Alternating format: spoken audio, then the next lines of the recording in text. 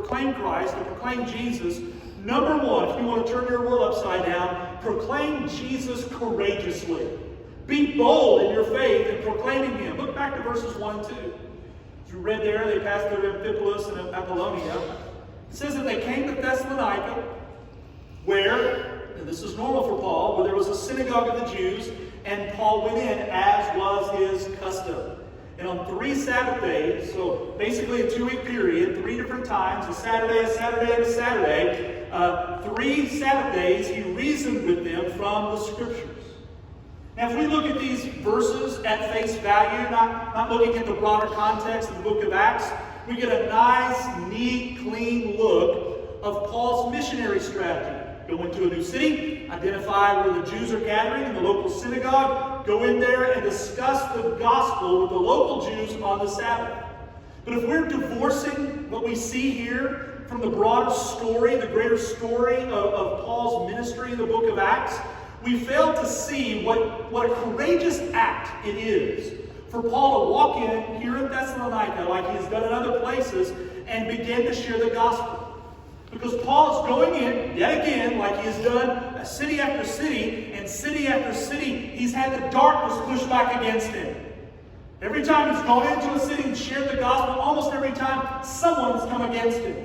Someone's raised up and said, we don't like this message that you're sharing. We don't like what you're doing. You're disrupting things. You're disrupting the order. You're going against the common traditions of our community. And time after time, he was attacked. He was beaten, sometimes stripped, sometimes thrown into prison. Over and over and over again, this happened. So, what did Paul think was going to happen when he walked into Thessalonica and started doing the same thing again? He probably expected to be attacked again, to have somebody oppose him, to have somebody accuse him, to have the leaders of the community try to do some harm against him. And so you know in Paul's mind, I've done this over and over again, and the result is almost always the same. Some people say yes, but there are a lot of people that say no. So if I go into Thessalonica and do it again, it's likely to happen, persecution after persecution. And yet what does Paul do? He goes right on and does it anyway.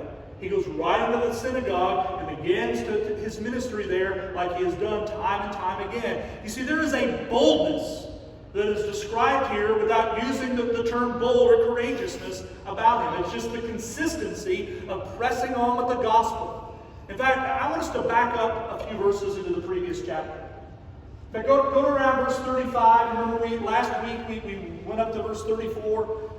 And we learned about the Philippian jailer, that famous story in which Paul and Silas were preaching the gospel, and that slave girl started following them around for a few days until they finally got annoyed, because the slave girl had been oppressed with an evil spirit, and that made her a valuable property to her owners, because she would prophesy and was a fortune teller and made money for her masters.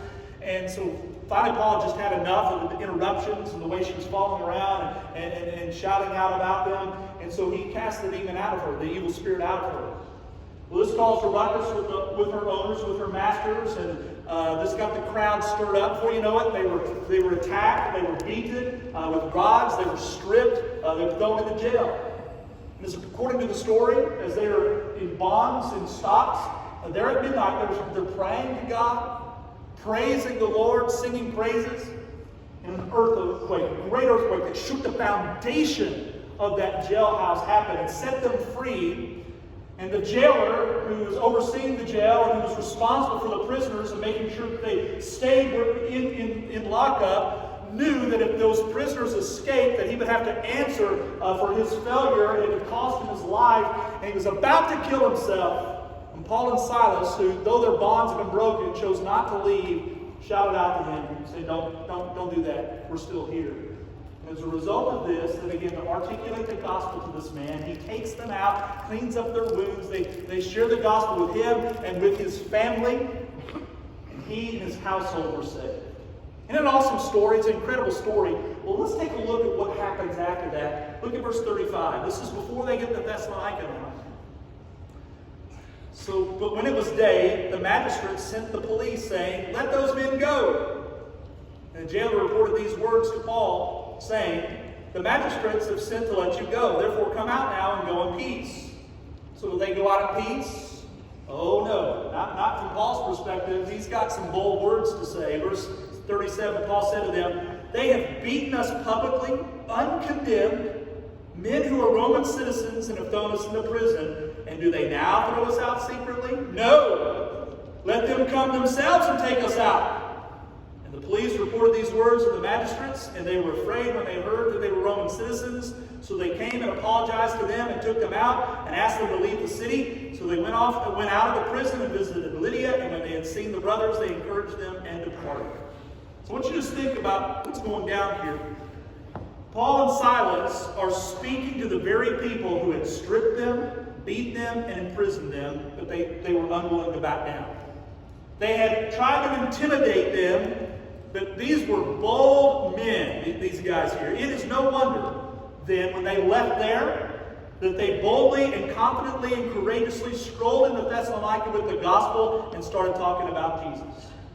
They knew that they stood with the truth and they had God on their side, and they were unwilling to not be bold and faithful with the gospel.